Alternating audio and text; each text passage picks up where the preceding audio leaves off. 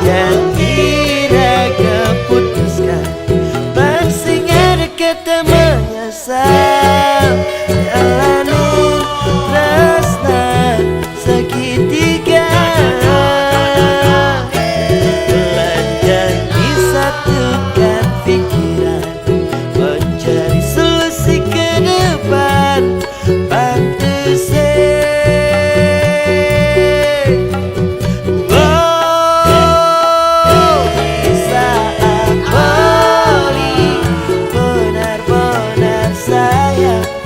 itu kamu bermain cinta aja.